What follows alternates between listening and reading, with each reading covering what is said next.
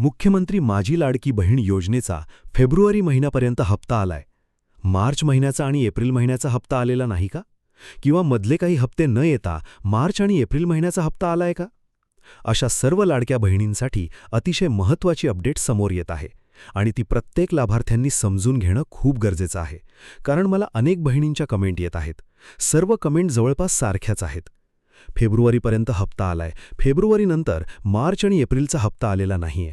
मग हा हप्ता येऊ शकतो का? काही बहिणींचं म्हणणं आहे आम्हाला नोव्हेंबर, डिसेंबर अशा काही मधील महिन्यांचे हप्ते आले नाहीत, तर ते आम्हाला मिळू शकणार आहेत का?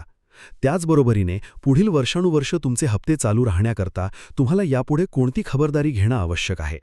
त्याकरिता हा व्हिडिओ अतिशय महत्त्वाचा ठरणार आहे.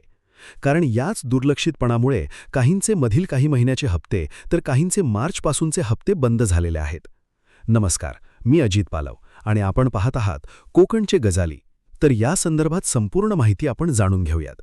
सर्वप्रथम आपण समजून घेऊया फेब्रुवारीपर्यंत हप्ता का आलाय. ज्या महिला अपात्र आहेत त्यांना सुद्धा फेब्रुवारीत हप्ता आला, नंतर बंद झाला. कारण स्क्रुटिनी मार्च महिन्यामध्ये झाली.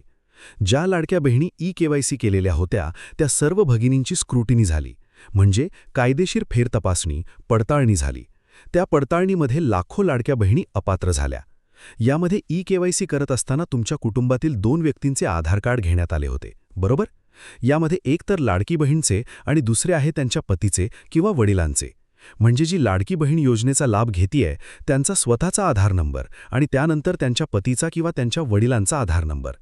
आता या ठिकाणी तुमच्या लक्षात असू द्या, जर वडिलांचा आधार नंबर टाकून ई-केवायसी झाली असेल तर वडिलांचं किंवा पतीचे आधार नंबर टाकून ई-केवायसी झाली असेल तर पतीचे. यामध्ये त्यांचा रेकॉर्ड ऑनलाईन असेल तर ध्यानात ठेवा, तुमच्या पतीचे 2.5 लाख रुपयापेक्षा जास्त उत्पन्न असेल किंवा तुमच्या वडिलांचे उत्पन्न 2.5 लाख रुपयापेक्षा जास्त असेल तर अशा भगिनींचे हप्ते बंद झालेले आहेत. आणि ज्या लाडक्या बहिणी विनाकारण अपात्र झाल्या आहेत ई-केवायसीमुळे, अशा भगिनींना परत ई-केवायसी करण्यासाठी एक संधी दिली जाणार आहे. म्हणजे दरवर्षी तुम्हाला ई-केवायसी करावीच लागणार आहे. पुन्हा सांगतो, तुम्हाला दर वर्षाला किंवा 6 महिन्यांनी केवायसी करणे अनिवार्य आहे. अन्यथा पुन्हा तुमचे लाभ बंद होऊ शकतात. आता पुढील केवायसी जून किंवा जुलैमध्ये परत सुरू होईल. तेव्हा सर्व लाडक्या बहिणींना पुन्हा ई-केवायसी करावी लागेल. ज्याची माहिती मी अगोदर तुमच्यापर्यंत पोहोचवेनच, नेमकी कधी तुम्हाला केवायसी करावी लागणार आहे. त्याकरिता प्रथमतः आपल्या चॅनलला सबस्क्राईब करून बेल आयकॉन प्रेस करून घ्या, जेणेकरून तुम्हाला नोटिफिकेशन मिळत जाईल. ज्यांनी आत्तापर्यंत ई-केवायसी केली आहे यांनासुद्धा आणि ज्यांनी ई-केवायसी आत्तापर्यंत केली नाही आहेत त्यांनासुद्धा, म्हणजे सर्व लाडक्या बहिणींना परत ई-केवायसी करावी लागणार आहे. जर लाडकी बहीण योजनेमध्ये कायमस्वरूपी जर तुम्हाला हप्ते पाहिजे असतील तर सर्वप्रथम तुम्हाला समजून घेणं गरजेचं आहे कोणती मुख्य कारणे आहेत लाडकी बहीण योजनेपासून वंचित होण्यासाठी. पहिलं म्हणजे तुमच्या पतीचे किंवा तुमच्या वडिलांचे उत्पन्न 2.5 लाखापेक्षा जास्तीचे दिसत आहे. दुसरं म्हणजे घरातील एखादी व्यक्ती इन्कम टॅक्स भरत असेल, म्हणजे तुमचे पती किंवा वडील. त्यानंतर तुमच्या घरातील व्यक्ती एखाद्या 4 चाकी वाहनाची मालक असतील. त्यानंतर येते तुमची वयोमर्यादा 65 वर्षापेक्षा जास्त झाली असेल, किंवा तुमच्या बँक अकाउंटमध्ये अन्य कुठल्याही मार्गाने वार्षिक उत्पन्नाच्या अटीपेक्षा जास्तीचे पैसे जमा होत असतील, किंवा तुम्ही एखाद्या ठिकाणी काम करत असाल. त्या व्यतिरिक्त जर तुम्ही अविवाहित असाल आणि तुमच्या घरात 2 पेक्षा अधिक बहिणी म्हणजेच महिला योजनेचा लाभ घेत असतील, तर ही सर्व कारणे तुम्हाला योजनेतून बाहेर काढण्यासाठी पुरेशी आहेत.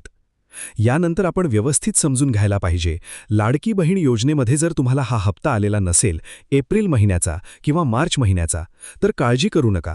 जर तुम्ही पात्र असाल तर नक्की तुमच्या बँक खात्यामध्ये 20 किंवा 25 मेपर्यंत हे पैसे नक्की तुमच्या खात्यामध्ये येतील. काळजी करण्याची गरज नाही. आज काही लाखो बहिणींच्या खात्यामध्ये एकदाच 2 हप्ते 3,000 रुपये जमा झालेले आहेत. जर तुमच्या बँक खात्यामध्ये आलेले नसतील आणि तुम्ही जर पात्र असाल तर काळजी करू नका. कन्फर्म तुमच्या बँक खात्यामध्ये हे पैसे येतील. यानंतरचा व्हिडिओ मात्र नक्की पहा, म्हणजे सर्व डाऊट तुमचे क्लिअर होईल. धन्यवाद.